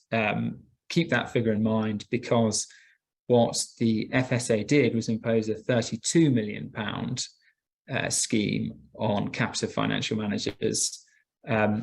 And they said, well, others are going to have to contribute as well. So the total we're going to see all paid is 54 million. So you're looking at crudely about a third of the estimated losses at that time. So that scheme was out there and people were able to take part in that. Notably, what was said at the time was, you can have this money, but you do so waiving any right to bring any further claims. This is you accepting that this is full recompense for what has happened, and essentially acting as a block to people who wanted to join the claim. Obviously, we disputed that, and what we set out to do was to claim the difference for everybody who signed up. So rather than just getting that third, you would see more like 100%. Unfortunately, one of the parts of the story I have to be quite careful about is how it ends, because ultimately there was a settlement. I'm allowed to tell you that much, and there was an element of satisfaction, shall we say, on both sides. So what you have there is Capita, which becomes Link, doing a very, very light touch job of supervising an investment manager who's making some quite dubious decisions. Ultimately, the FCA coming in, imposing a fine and a scheme, and investors being left with the difficult decision of deciding whether or not to continue to fight it out, or to take a pretty low offer and cut their losses there. And the narrative being that this is a good deal for everybody involved, and everyone has fulfilled their function. Just so happens to be that all of that, which took place about 10 years ago now, was when I joined what was then Harker Sinclair, and that was the first case that I worked on at that firm. So you can imagine that when we fast forward to 2019, and I see Carl Middle and Chris Addenbrook at what's now Link Fund Solutions, involved in a failed fund, which involves investments on the Guernsey Stock Exchange, and serious questions as to liquidity management, alarm bells ring, and I think this all feels like quite familiar territory. And so we took an immediate interest in the project. We sent a letter of claim back in, I think, early 2020. One question that you can imagine we get asked a lot, particularly in September 2022, is why has all of this taken so long? What have you been doing, basically? And one thing I think that's crucial to note here is that we're in the unfortunate position in this country that in order for anyone to see justice in these sorts of cases, they have to actively opt in. And there is a cost risk upfront to litigation that has to be mitigated. And the way that you do that is by going to a third party and seeking their investment essentially in the case. They sit behind the law firm and they rely on you, A, achieving a successful outcome, and B, signing up a large enough group of people that they will get their money back and see a healthy return. And you can imagine that there's quite a lot of money involved in all of that, especially for the insurance that's necessary to keep everybody protected. And so that unfortunately all takes rather a long time to get. And then when you have multiple firms all progressing similar actions as we do here, it's very important that they coordinate as much as they can and all get onto the same page. And as I hope you will have gathered from what you've heard so far, we've enjoyed a very productive relationship with Lee Day in doing that and bringing a unified front that we collectively feel puts the case at its strongest. So where are we now? You will have heard throughout today and in the news that there is this proposal of a £306 million redress scheme on top of a £50 million fine. The FCA are making noises that they're at the point of making some form of a decision. And we wonder where that leaves us. I think it's worth very, very quickly talking about the context in which they have finally revealed those facts, and a lot of that is driven by a potential acquisition of the wider Link Group. So that isn't the company that we are suing and the company that the FCA is directly investigating, but the parent, which is an Australian listed entity. And that Australian entity was being bought by a very large Canadian tech company. And so what was necessary was for the Australian entity to get authority, both from the FCA for the subsidiaries that it has in this country, and from the Australian competition authorities to say that this deal could go ahead. So suddenly the FCA is put in an awkward position that it's been investigating all of this for some time, but now it's got the prospect of a completely new third party coming in, who obviously had no, shall we say, culpability or involvement in the events that relate to Woodford. And what are they going to do about all of it if when the time comes and something needs to be paid, what would their position be? So the FCA has to say something, and it's in that context that they come out and say, well, we'll approve you and we'll let this transaction go ahead, but only if you'll commit to meeting any shortfall in the redress scheme that we think we're going to impose. And at this point, we say that's going to be up to £306 million.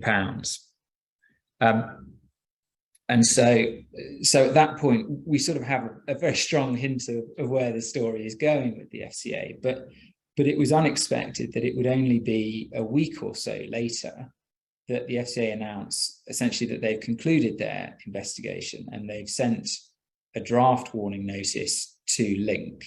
That's a significant point, because that's the stage at which essentially they're saying this is what we think we're going to decide. Do you want to just throw the towel in now and give us some money? And that there is a significant question there for Link, because in Arch, the fine which would have been imposed would have been reduced by 30% if they had paid the money straight away. As it is, they agreed to put in a scheme which exceeded the fine. And so for that reason, the FCA said, well, we're not, or the FSA then said, we're not going to fine you. We'll make do with the scheme that you're putting in place. So where does that leave us looking forward? What do we think is going to happen? Well, I think Mark has done and Mary have done a good job of explaining that the timings of the various FCA next steps are difficult to say.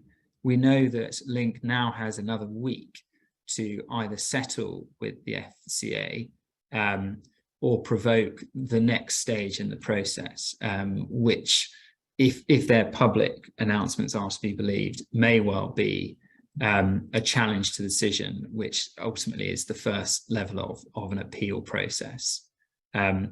And it's difficult to say how long that appeal process will take, because, of course, we don't know precisely what the FCA has said, and we don't know what the specifics of the appeal would be. But it is easy to imagine that could all take some time. We do have the assistance of knowing that, despite some concern that the FCA might want to say, we've always been looking at this, and while it's all rather regrettable, we don't think anyone was at fault. It's clear the FCA isn't going to go that way. And I think, as Mark picked up on, there are serious questions about all of the entities that are involved in this investigation. Understandably, a lot of people focus on Neil Woodford personally, and Woodford Investment Management, and their feeling is, well, why is it that this company I've never heard of, called Link, is getting all of this abuse, and he appears to be sailing off into the sunset without any real retribution. One way of looking at that is the way that these funds are structured, is that it's necessary to have someone who makes decisions about where the investments should be made, and essentially tries to extract as much value from unit holders for unit holders as he can. But it's important that there is someone there to regulate that and to keep a close eye on all the decisions that are being made, and to ensure that they're all within the boundaries of the mandate and the FCA rules on how funds are to be managed. And that is Link. So what you're seeing here is a failure to keep something on the rails, and that responsibility always resides with Link. Link could in fact have taken all the investment management decisions themselves, but they chose to delegate that role to Woodford. There's something artificial in all of that, because how these things work is that the investment manager goes and says to someone, will you be my referee, and you'll be paid to make sure I behave. And often that remuneration obviously is linked to how that fund will perform. So that leaves some structural difficulties that ultimately means that everybody involved in the structure knows that ultimately the buck stops with the ACD, in this case Link. And I wouldn't feel too sorry for them, because that's what they're remunerated for. Their job is to make sure that this all doesn't happen, and when it does, naturally they're the first place that you go to. I've seen many sensible questions that really revolve around, well, are they good for the money at this point? This is obviously a huge fund that has failed so catastrophically that it requires an enormous amount of money to set people right on where they are. As Muriel has said, 306 million obviously does not represent all of the losses that people have suffered. And Mark asks the sensible question, well, what about the shortfall? Pausing just for a moment there, it's worth noting the timing of all of this. We really can't say when that 306 million is going to happen. And it's obviously impossible, therefore, to say what would come first, the end of our case, very much hopefully on a positive basis, or that redress payment. And so it's true that you wouldn't be able to receive the same money twice, but one version of events could certainly be that you receive some compensation through the FCA mandated scheme, and that leaves you with a surplus claim which continues through the courts. But the specifics of that will obviously depend on the timing, the nature of the offer, and we certainly will be liaising and have begun conversations with the FCA and with the FSCS and all the related parties as to how that works. Just digressing slightly, somebody raised a sensible question of, well, how does the takeover transaction affect all of this? Worth saying that transaction, as far as we know, is now off the table. We had an announcement just over the weekend that Link have cut off that conversation, essentially because the price that was being offered in order to account for this major potential liability just wasn't the money that they were looking for. So it appears that we're back to where we were with Link having to stand this on their own. I wanted finally just to touch on where the money might come from if Link were unable to pay. We know that they have insurance, but as Mark says, we don't know how much it is. I don't think it's helpful for me to speculate on what that amount might be, but we know from the FCA that they feel it's less than £306 million. So the insurance is one part of it. I think it's worth noting that the Link Group has several entities in the UK, all of which are regulated by the FCA. It would obviously be utterly disastrous for the wider Link Group if they were to say to a regulator and to the FCA, we're not going to do as you tell us to do. We accept that you found us to be liable for this amount of money, but we're not going to pay it. And we know from the transaction that the speculated value of those entities is closer to £900 million. So that all goes up in smoke somewhat if the FCA loses confidence in you and says, well, we're not going to authorise you to continue to trade anymore. So it really is the highest of stakes for Link as well. And they'll be mindful of that in whatever it is they choose to do. I think it's important as well to bear in mind, and I'm conscious of time, so I won't go into too much detail on this, that behind every ACD, there is a depository, in this case, Northern Trust, that again, Mark touched on. Although I should say it's a different Northern Trust entity to the one he listed. And they have a supervisory role over Link. What we saw in Arch and what you often see in cases of this sort is that the ACD will say, well, we did nothing wrong, but if somebody thinks otherwise, then it's only right that they should be looking at the depository as well, because if we fail to keep within the grounds, Andy, just to answer your question, is Northern Trust Group SE. I'll just make sure I get that name exactly right. Northern Trust Global Services SE, which is a Luxembourg company. I'll also pop that in the chat just so everybody's got that. So we would expect that although we don't have a straightforward direct route to Northern Trust at this point, you could well imagine that they will be brought into this through Link. And obviously Northern Trust, from a financial standpoint, are a significantly bigger player than Link are. But even so, those are ways in which they can be paid. But failing all of that, you do find yourself looking at the FSCS. Again, I'm conscious of time, so what I'll say quickly is that let's assume the worst case scenario, that everyone who could pay for this goes bust and doesn't meet any award.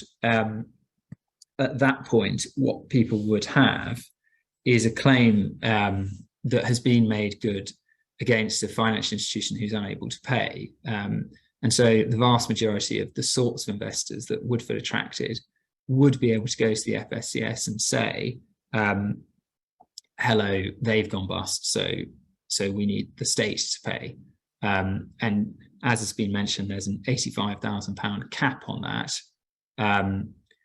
But that is a route that I think a great many investors would be able to take should it come to it. In some ways, rather unsatisfactory to see the people who many people would say were at fault here able to leave it to someone else to pay, but at the same time, some measure of comfort for investors that there is money at the end of the rainbow, one way or the other. Very happy to take questions, but again, conscious that we've run over time, so I will cut it there. Daniel, that's been a particularly interesting session. Thank you very much. That really was very, very informative indeed.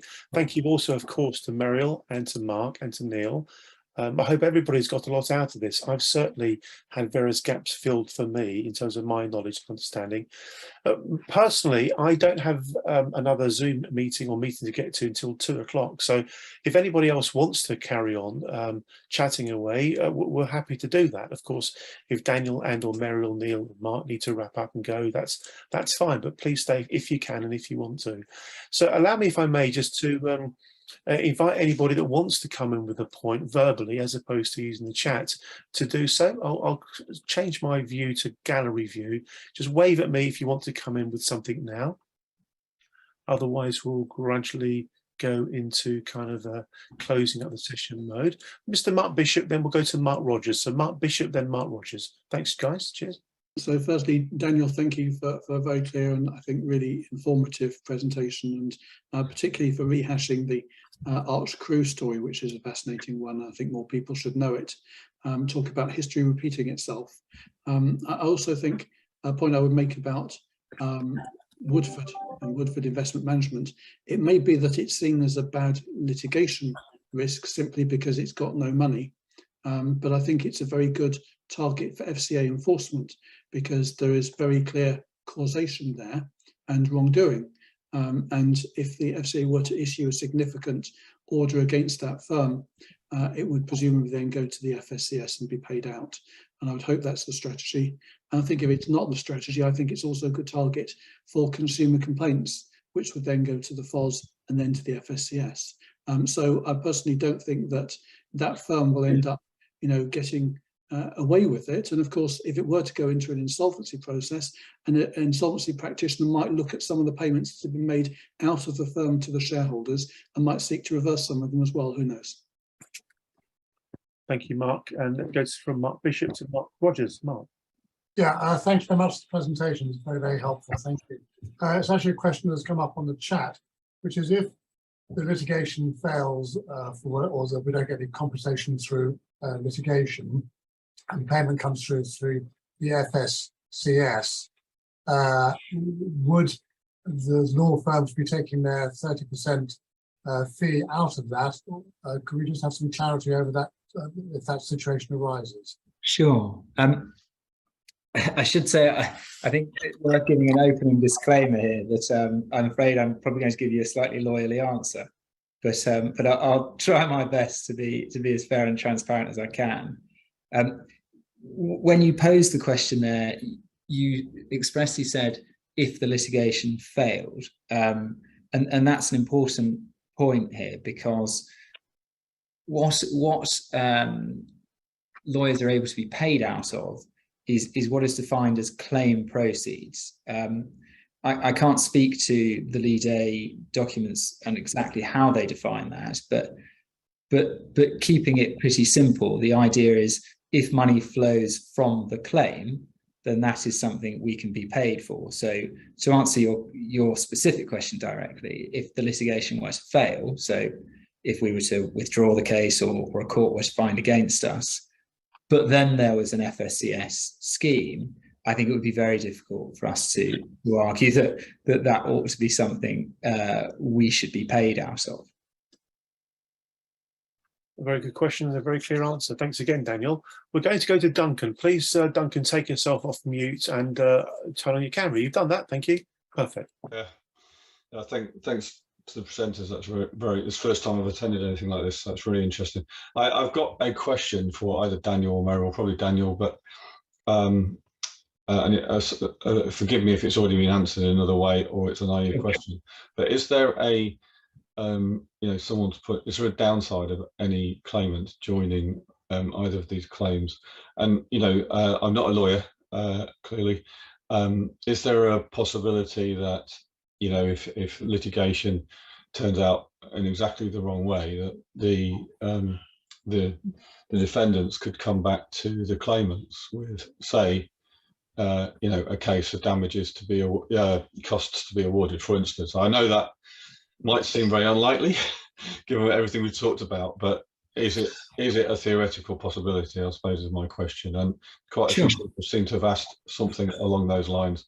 Is there a chance that we've lost money and then good money after bad? Yeah. No, I completely understand the question. Not even that, we lose more. Well, yes, indeed. I think the fairest way to answer that is there is a theoretical possibility. Naturally, our job is to make that risk as theoretical and unlikely to occur as possible. So I'll just talk briefly about how that works. In cases of this sort, it's absolutely vital that the firm you instruct has good and proper insurance in place, and that insurance covers your liability if you were to lose a case. The standard position in litigation in this country is that if you sue someone and they successfully defend the claim, then they ought to be able to recover at least some of the legal expenses they've incurred defending that case from you as the party who brought it. In reality, in a case of this sort, you can imagine you've got so many individual consumers that going after all those individual people is a nightmare in every respect, administratively, from a PR point of view, and in terms of actual recovery, the cost of doing so. And so what will happen is the firm ought to be able to tell you, as we can, and as I know Lee Day can, that we have insurance in place to cover that. What we also do is we ask insurers and pay for insurance to issue what is essentially a promise that, come what may, they will meet the award. So even in a sort of disaster scenario where there was a fault on behalf of the claimants or the lawyers, such as myself, even then the insurers would not be able to wriggle out of paying. They would still have to pay up. It's just that they would immediately darken our door and come after someone if they felt they could. But you have that additional protection there. Even if all of that were to fail, what we see is that defendants will say, well, hang on, behind all of this is an entity with very deep pockets that's funding it. And if we're not being paid by the insurers, then that funder should have to pay us. And that, in fact, is what provoked those endorsements and those promises that I spoke about just a moment ago. So yes, in theory, it's only fair to say there is a theoretical risk, but my honest view is that the likelihood of that ever reaching a claimant in a case of this sort is very, very low, because from a commercial standpoint, you'd go after the insurers, very difficult for them to wriggle out of it. You'd go after the funders next, again, difficulties there. Would you then bother going after 1 million people for a small share of the larger amount? I'm not so sure you would. So that's my take on it. And I just echo that as well from Lee Day's perspective. That's the same approach we take. Meryl, thank you. Daniel, thank you. Does anybody else have anything that itching to say before we wrap the session up? I noticed Jack Gilbert, for those of you that haven't watched it yet, watch the Panorama programme. I've just put a link into the chat. It's had about 40,000 views on YouTube. Amazing. Plus, of course, whatever free amount of views it's had on BBC. So Jack Gilbert's a new bond advisor and was in the Panorama programme about Blackmore Bond. Meryl and Daniel, so Jack's question is, yes, but what if the claim was successful, but Link Fund Solutions still collapsed on the FSCS? Jack, do you want to elaborate on why that's such an interesting question? And perhaps Meryl and Daniel will be happy to respond to it. Thanks, Andy. Thanks for the intro as well. No, I mean, I just was slightly confused by your answer, Daniel. You said, I think that if your claim was unsuccessful, then obviously you wouldn't be paid your fees. But what if your claim was successful, but at that point, Link Fund Solutions then fell on the FSCS? Would you still then claim your lawyer's fees from their compensation? I follow, and it's a sensible question because it's the obvious element of it that hasn't been hit head on. I think the short answer is probably yes, in that you would still be recovering the fee through the case, if you see what I mean. And it's important to stress here that what we wouldn't be talking about in this context is only that 306 million or your share of that 306 million.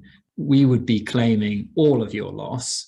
And the way that, particularly, I know in our case, claim proceeds is defined, and I would suspect it would be similar for the other firms, would be if you're paid by someone for this claim, then we're entitled to our share of making that happen. So in the event that it was the claim money that you were receiving, albeit that you got it through the FSCS rather than directly from Link, yes, I'd imagine. And that would also be true if, as would be likely, you saw the liquidators stepping into Link's shoes because they'd gone bust. So that's a long-winded way of saying yes, I think so. Yeah, and just to add to that, so say for instance you went tomorrow to the FSCS and said, I want compensation because something went wrong happened with this fund, they would turn around and say to you, no, you've not got a proven civil liability against Link. We're not going to pay you any money. So any compensation through that route would be a kind of direct consequence of being part of the claim and having a judgment in your favour. And then it's part of our terms that you we would sort of help you with that process, the final step of getting the compensation. So we wouldn't get you to sort of 2 steps away from compensation and then stop. We would take you all the way, and then we would charge our fees at the end when we get compensation. Thanks, Jack, Daniel and Meryl. I'm going to be bringing the session to a close by making a strong suggestion to everybody. I'm going to share my screen to help me bring this point to life. Peter Blythe put a question in the chat to the lawyers. Obviously, I'm no lawyer. About, you know, what's the chance of success? In my personal opinion, the more political pressure there is to make the Financial Conduct Authority do a decent job by consumers in terms of protecting them from harm and, frankly, organising for them to get redress and compensation if they are harmed, the more political pressure there is, the better it's going to be. We've learned as a campaign organisation that one of the most effective things you can do to build political pressure is to organise and mobilise constituents around the country writing to their MPs. So this is the web page that Mark Bishop was speaking about earlier. As you can see, its title is Letters to MPs about Panorama and the Blackmore Bond Scandal. The important bit here is option 2. So option 2 is the letter to be sent by somebody who's a victim of other investment scams, i.e. not Blackmore Bond. Therefore, option 2 is the one that relates to people who have lost money as a consequence of Woodford. It's very, very simple and remarkably potent, okay? So all you do is you go to this web page, you click download here, you fill in the yellow bits, which is really, really, really easy. And there's a very well constructed, in our opinion, Mark Bishop wrote it, so believe me, it's very good, a very well constructed letter to the parliamentarian that sets out how and why there needs to be reforms to support the idea of the FCA being made to do its consumer protection job more effectively than it does now. All the hard work has already been done for you. Please use these letters to good effect. We'll make sure you get the links. There's been over 300 or so letters already sent to parliamentarians. We know we're having an impact. And as Mark Bishop earlier described, the timing is remarkably helpful because right now we've got the Financial Services and Markets Bill working its way through Parliament. There's a lot going on behind the scenes that we're involved with in terms of interaction with parliamentarians that we don't have time to go into right now. But believe you me, we're doing all we can to promote the 3 reform ideas that Mark spoke about earlier. Number 1, this is in no particular order. Number 1, there really does need to be much greater, much better accountability and scrutiny regarding the FCA. Number 2, its protection from civil liabilities needs to be removed. And number 3, there needs to be a proper full-fat duty of care, not this watered-down consumer duty that's practically useless without a private right of action. And as you probably know, there isn't a private right of action. These are all the sorts of things that parliamentarians can make happen. And we know enough about this game of campaigning to know that the more pressure and the more publicity, the more chance there is of getting the kind of reforms that would be necessary to make the changes that would help people to get more compensation in a more straightforward way. I hope it's been a useful session. I know I personally have picked up a great deal from it, particularly from all the speakers who've spoken today, but also some of the questions that have come in have actually taken the conversation into particularly useful areas. It's just coming up to 2 o'clock. My apologies for mismanaging the time of it, but there really has been a lot more content than I was anticipating today. I guess that's a good thing. So we'll wrap it up there. Thank you all very, very much indeed. And we'll look to organise another one of these to catch up in however many weeks or months' time, but we will do something. Thank you all. Thank you very much. Cheerio, guys. Bye-bye. Thanks, Daniel. Thanks, Meryl. Thanks, Neil. Thanks, Mark. Sure, thanks, Andy. Thanks, everybody. Cheers, guys. Thank you. Bye-bye. Bye-bye. Bye-bye. Bye-bye. Thank you. Well, I do hope you found that video useful and informative in some way. Please do remember, if you haven't already done so, become either a subscription member or make a donation. Both of the links you need are coming up on your screen now. And they're also in the video description. Thanks again. Thank you.